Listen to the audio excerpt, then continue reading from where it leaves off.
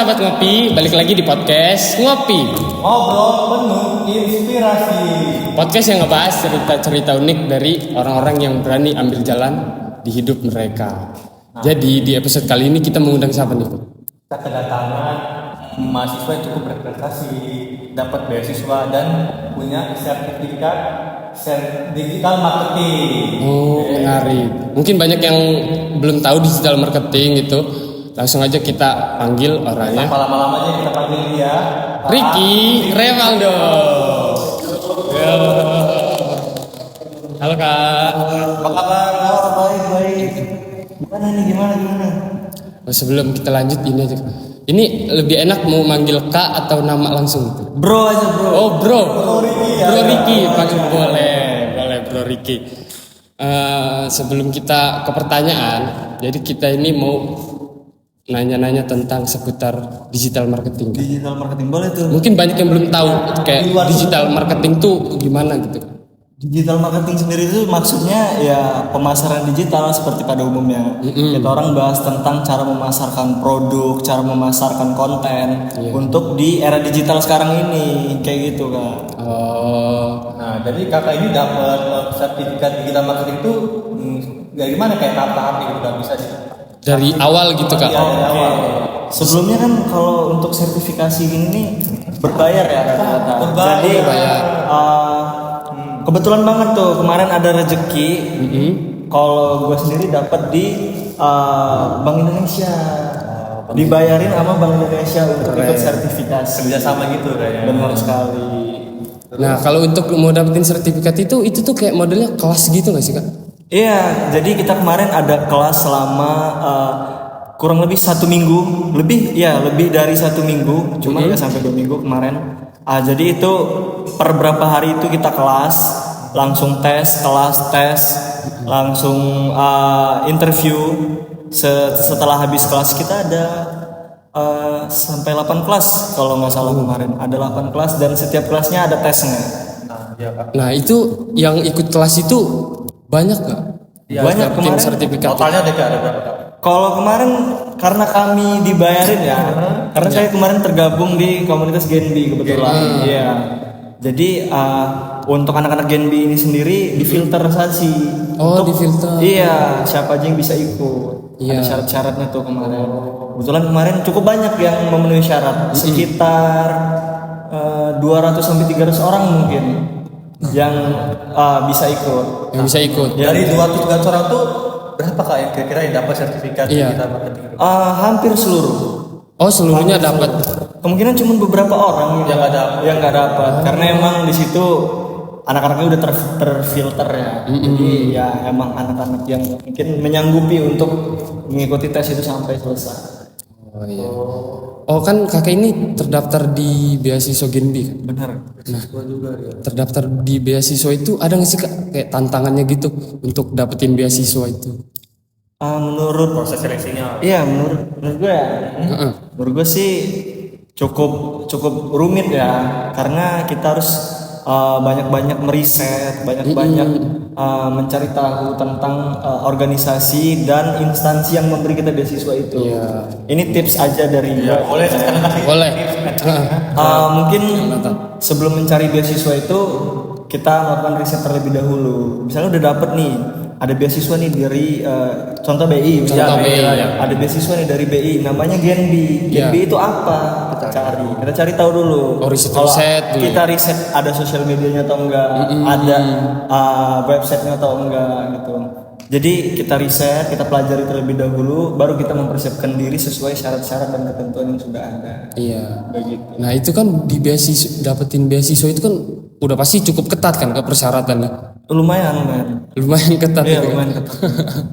Tapi bisa dapet itu pesertanya banyak gak yang daftar? Cukup banyak ya. Jadi setiap kampus itu ada 50 peserta yang bakal 50 orang. Oh 50 orang dari Yang kepilih cuma 50 orang dan rata-rata mungkin kalau untuk rata-rata kampus ya, rata-rata kampus itu pasti yang daftar di atas 100. yang daftar. Iya, rata-rata kampus. diambilnya cuma 50 Nah, orang. ya kan. Aku mau nanya kalau kegiatan di game itu apa aja kayak kan udah lolos nih. Oke. Iya.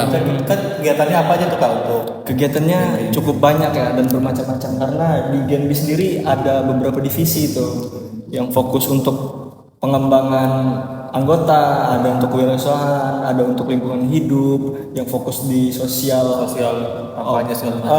ada kesehatan masyarakat yang membahas tentang kesehatan, ada juga kewirausahaan. Nah, kalau Kakak Riki ini di mana Bro Riki ini? Kalau Ricky.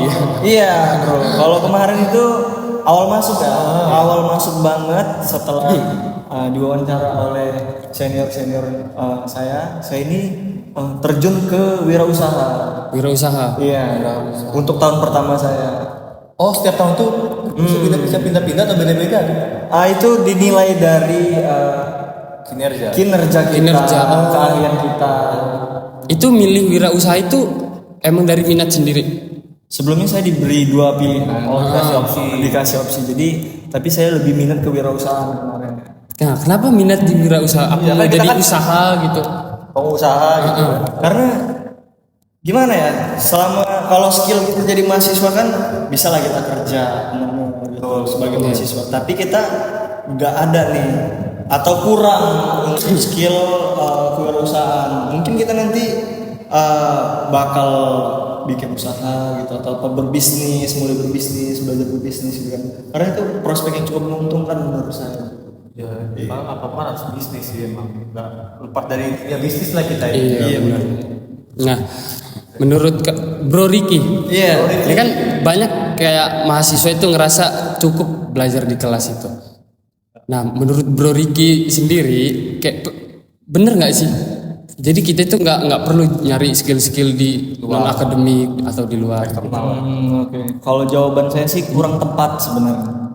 Kalau kita cukup belajar di kelas itu kurang tepat. Oh, kalau ngerasa belajar di kelas itu cukup gitu. Ya, itu Kurang. tepat sekali. Kenapa tuh? Karena menurut saya banyak orang itu yang paham ilmu tapi tidak ada pengalamannya. Terkadang pengalaman ini lebih berarti daripada ilmu itu sendiri. Benar sih, setuju sih. Banyak kan teori tapi Iya. hasilnya kurang pengalaman. Itu dia. Udah Bro Riki nih kayaknya aus nih dia. Haus banget ini. Haus dulu. Cheers. Cheers dulu. Makasih ya. Juga ya. Oke. Terakhir dah nih Kak Riki. Boleh. Bro Riki kita kasih untuk generasi muda sekarang nih kasih motivasi lah. Motivasi boleh. Motivasi dari gua ya bro ya. Iya. Oke. Dari Bro Riki. Kita tuh harus ini bebas ya motivasi. Bebas. Untuk pendidikan boleh. Untuk pendidikan boleh, untuk kehidupan boleh. Hidup itu bagaikan dominos. Apapun yang kita lakukan itu berdampak terus menerus untuk kedepannya. Bagaikan dominos yang menimpa antara dominos selanjutnya. Gitu aja. Dalam banget Maksud tadi kan kalau dibilang tadi ini tentang habit kecil.